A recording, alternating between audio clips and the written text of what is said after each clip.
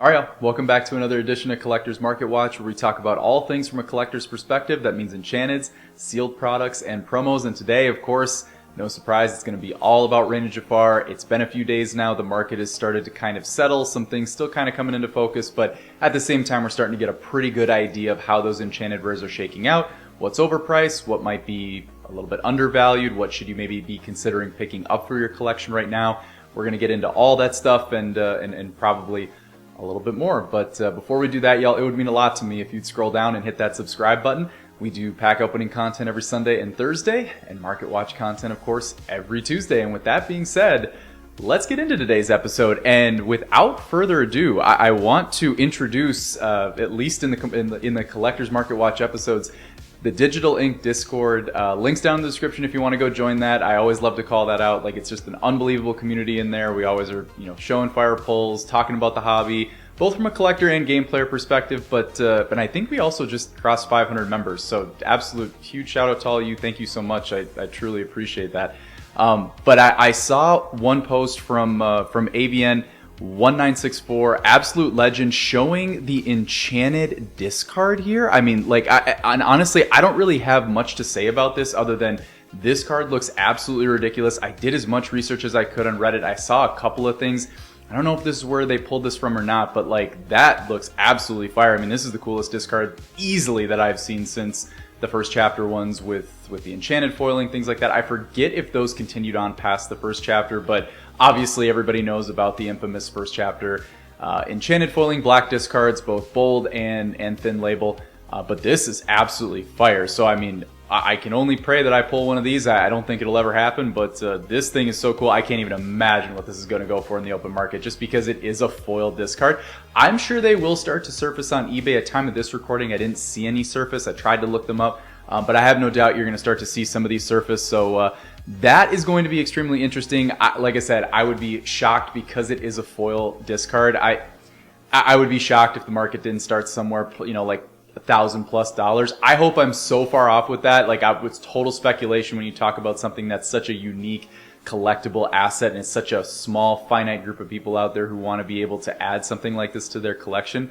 But yeah, I mean, it's really cool to see, and yeah, I'm hoping that it's at least somewhat affordable so I can get my hands on it, but I'm not holding my breath. The second shout out I wanted to give was to Emerald Fire, who absolute just fingers of destiny, pulling 3 enchanted rares in 6 boxes. Now, here, first of all, let's give Emerald Fire all the praise in the world, and huge shout out and congratulations to you. Also, I mean, look at the spread that we have here: Mushu, Jasmine, and Into the Unknown.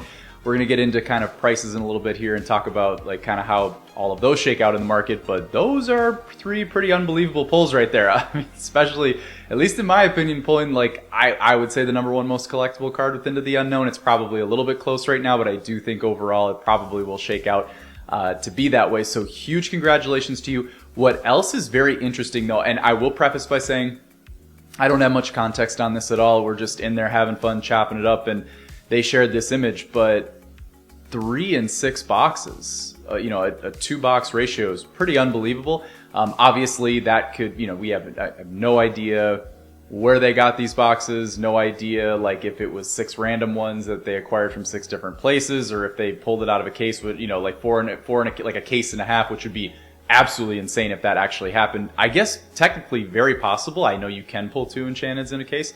But the big thing I wanted to call out with this is that it would be interesting to see if if ratios have changed slightly in Reign of Jafar.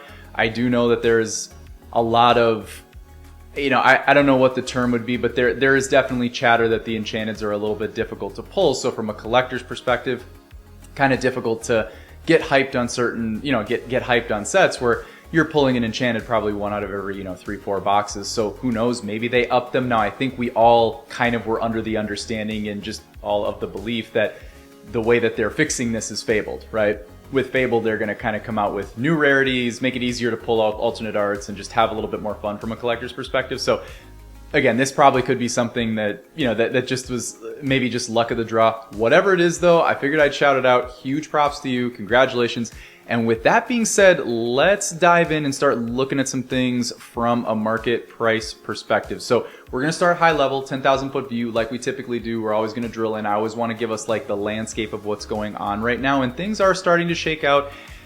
And to tell you the truth, there's really not much that I'm like overly surprised about as I look at this price breakdown here. So here we see from a market price perspective, we've got everything from mid 200s, you know, when we talk about top 5 mid 200s, down to Jasmine, who's like kind of jockeying for $200 position. But interestingly enough, Rapunzel #1 coming in at, just over what, $245, $246. Not too surprising there. I mean, from a price perspective, I do think it is a little interesting that it's outpacing Into the Unknown by so much. However, we'll talk about Into the Unknown from a TCG perspective to an eBay perspective a little bit later in the show, as we typically finish things out with eBay. Into the Unknown, to get yourself like a very solid copy, is certainly kind of costing a little bit more of a premium. But no, I mean, Rapunzel coming in at #1. Very deserving card. Time will tell if it's meta relevant or not, but I absolutely think that, you know, the Princess Tax is certainly driving this card. Totally understand and totally worthy of being in that #1 slot right now, at least from a TCG player resale perspective. And then we, of course, immediately shift to the other side of that coin that drives that value and price, which is going to be the meta. And it looks like Lady Decisive Dog is going to be that kind of meta driving card. Not so much to the extent of like Tamato or anything like that, but it is just very clear at this point that this dog deck, this Emerald, the Emerald Tramps, the Amber infused ladies that we have kind of coming into this meta, it's very clear that that is kind of going to be the short-term meta. Again, I will talk a little bit more about that in terms of like, you know, is it the right time to buy certain things or not? We're going to talk about that momentarily. But yeah, I mean, pretty clear here. Not like, I mean, if the one cost Inkable wasn't like a dead giveaway, yeah, I mean, obviously it looks like it's going to be something that is going to be probably pretty playable for the next few months. So very cool. And then of course, rounding it out with Into the Unknown, not too shocking here. I do foresee this card probably buoying a little bit more in price, but no, that's gonna take us through sort of the 10,000 foot view. But I do want to drill in and show you. Obviously, we have some similarities and differences between Rapunzel and Lady. Let's take a look at Rapunzel first, and I want to just call out a couple of things to those of you, because I get so many of you in the comments who do let me know that you're new to the hobby, you're new to collecting. You know, there's a lot of y'all are very green out there, and that I can't even tell you how amazing that is to hear. So many of you are coming into this with fresh eyes, but I do want to show you some similarities with cards that might seem very different. So let's start with Rapunzel here and just start looking at things from a data perspective. So immediately here, as we called out, we have that specific price like coming in just south of 250, which to tell you the truth, I think is a very fair price for opening weekend. I do think you will start to see things dip down a little bit. And as we kind of call that out, let's actually go in and look at more data here, and we see that there's only been a few recent sales right now, but at the same time, what I do want to call out is we see kind of reverse chronological order here, with like the oldest being sold on May 29th, the newest being sold on the 31st, and you do see here we have one all the way up here, 296, and then we have like the newest sale coming in at 229. So we see like 296, 230, 230, 229. Like it's starting to get cheaper and cheaper and cheaper. And then even as we drill in and look at best available listing from verified sellers, we see right now you can get one at 207. So like it is starting to go down in price. That is not overall very shocking for first weekend. Obviously nothing at time of this recording, June 3rd, nothing is out in retail stores yet. Targets, Walmarts, if you live in North America, things like that. So there's really, you can only get them at LCSs, LGSs. So it is not surprising to see that the card is very buoyed in price, but at the same time, as more start to hit the market, we kind of talked about this last week. Individual sellers will start undercutting each other, and you're going to start seeing this card kind of start to go down lower and lower and lower in price. So definitely look out for that if you do have the ability to wait a couple of weeks on Rapunzel. Absolutely. And I would just say overall for all of these cards, certainly take your time, let more flush the market, because every day that goes by, that supply and demand is going to start to kind of teeter a little bit more towards, you know, a larger supply. So the demand will get lower. So just think of it from terms like that. But then going into Lady, so obviously we call these two out as like the big hitting cards right now. Again, Into the Unknown probably in there as well. But for right now, the way that from the breakdown from TCG player perspective, these are the two big hitting cards, but for two very different reasons, right? Rapunzel definitely being more collectible. Like I said, time will tell if it's going to be a playable card. It is Emerald, it is inkable, and it's got decent, it's got legitimate tack on the card. So it's like very possible it could be played. But again, let's just look at it from a Princess Tax perspective versus Lady, which is clearly a meta-driven card. Clearly some differences there in the sense of like what might be driving the price for the card. However, when we look at the price history for the card and we start to look at the data and the trends, you're actually going to start to see things that are very similar. So I'm going to do the same exact thing that I just did for Rapunzel. I'm going to do it for Lady again. And as we see here, we have that reverse chronological order. You see the oldest price, you see $300, obviously someone a little overzealous there, and then we're all the way down to 187, just working our way up, right? 300, 287, 210, 199, like literally going backwards in price, right? So no matter if you are if it's Lady or if it's Rapunzel, if it's a meta card, if it's a collectible, quote unquote collectible card, obviously every enchanted is a collectible card. Like if I pulled Lady, I would be very happy about that. But again, what is really driving and buoying the price of a Lady versus potentially a Rapunzel or an Into the Unknown or a Jasmine, right? Obviously, there are different things that are going to make someone say, hey, I want to pick this card up, right? However, from a data perspective, from a price trend perspective, just know these things, it doesn't matter where they are settling in the market. Like obviously, folks see Rapunzel as a great get right now. Lady is a super meta relevant card. Doesn't matter, the price will continue to pull back as we see more supply hit the market. That demand will lower. It does not matter if it's collectible, if it's meta, it doesn't matter. Like the more that there are in circulation, the less valuable they are. The less harder they are to get, and that's obviously going to take a little bit of a shine away from it, right? So just be patient on these cards. I would say, I will say for Rapunzel, I do see it going down more in price than I do see the Lady. One big comparison, like one call out I would say on the Lady, it's not a great one for one of it's the most it's the most current like one for one that I could kind of grab right now in terms of like giving you an understanding of where I kind of see this card in terms of like its price going forward. And I'm going to compare it to All Is Found. So All Is Found, obviously Sapphire, as we know, has been the meta for, I don't know, the last 2 months or so. I guess we can go start looking down at a specific price trending history. So looking at it from a price perspective, we see 125 here a couple of months ago and then just straight up, right? So from a price perspective, like from a data trend perspective, like, this card has been very, very, very meta relevant for the last couple of months.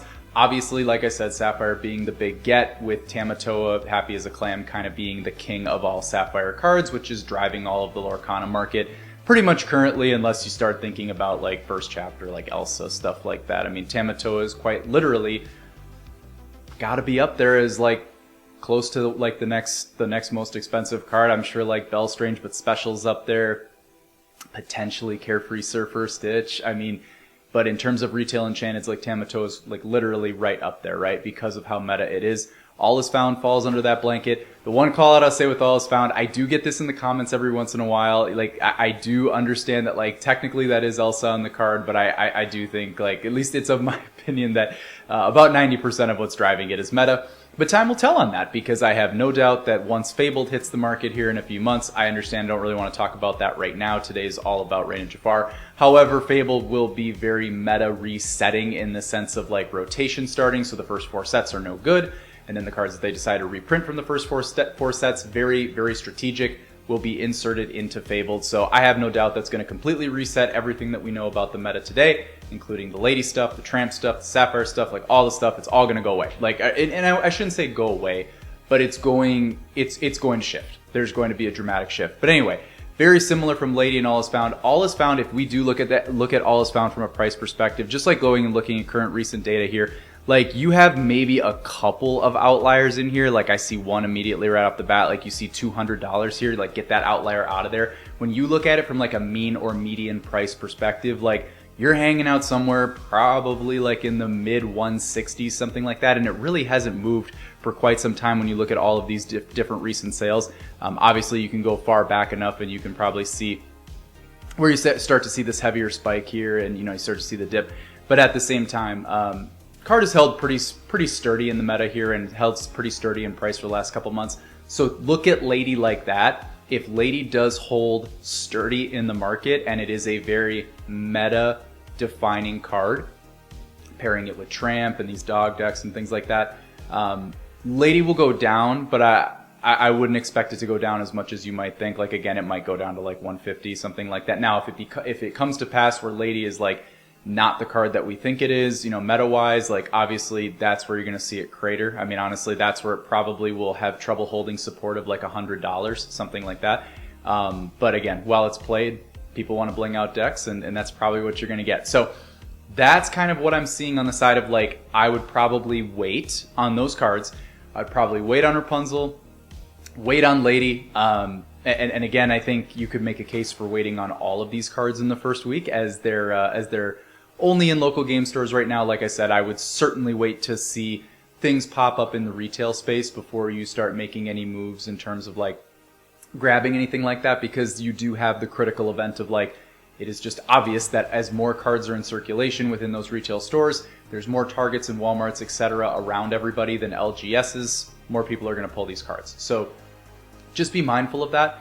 However, I do want to talk about at least one or two cards that I do think are very, very, I would just say that they're cards that I would have my eye on in terms of looking to pick up for your collection right now. The first one we're going to talk about is Wreck-It Ralph Big Lug from, of course, Reign of Jafar. Now, why am I calling out this card? Like, why is this card different than any other card in Reign of Jafar? Quite simply put, this is the cheapest enchanted right now in Reign of Jafar, and normally I would not shout out the cheapest enchanted. I mean, normally like I would be kind of looking to other things at the moment.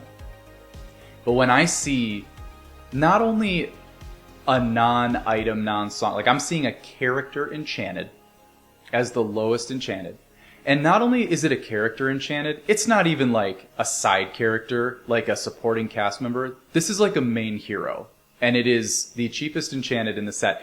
And I totally get it. I get like why the market is rejecting this card right now, because like, look, from someone who only knows probably a fraction of the actual gameplay as, many others out there, I really only have to look at this card for like 2 seconds and I can see it's probably a brick in your hand. Like, I get it. Like, it's probably not very played. Looking at average price right now, market price literally holding itself just over that $60 threshold.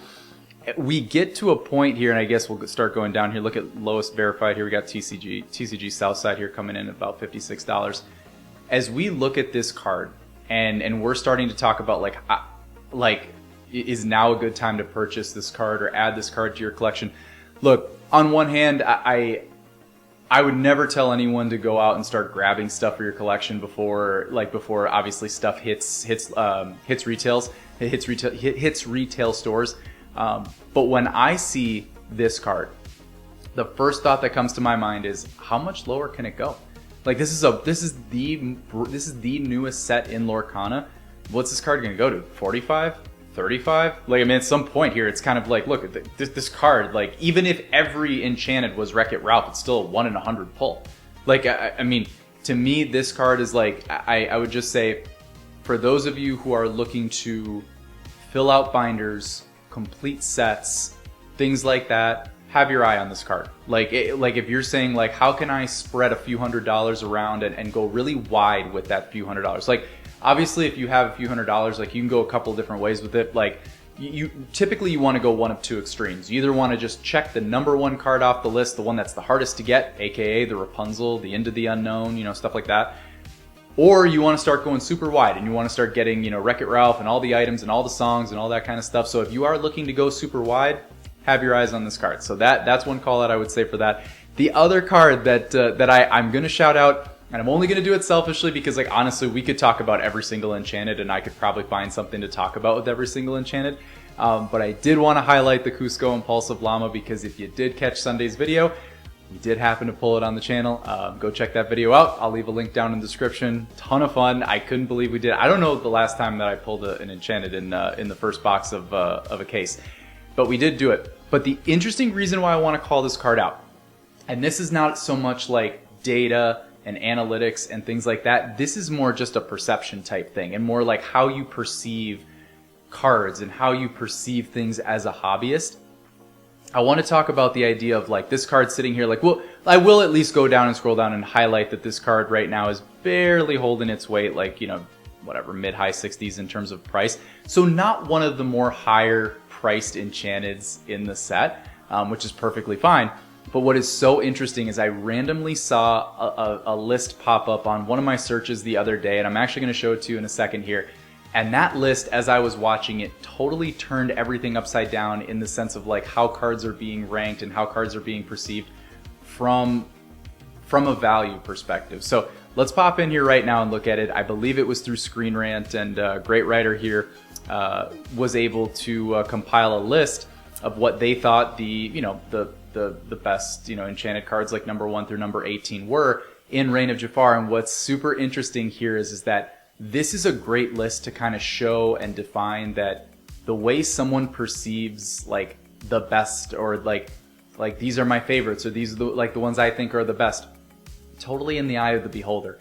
Because I won't read through this, but what this person basically did say was like, this is not so much meta as much as it is collectability, beauty of art, and just cards that, I mean, quite frankly, the way this reads is these cards just make this person smile, like, which is really like, which at the heart of collecting, and like that really is why you do it, right? At the end of the day, these are all just pieces of cardboard, right? You want to be able to look at them and feel something. So I just thought that this list was so cool.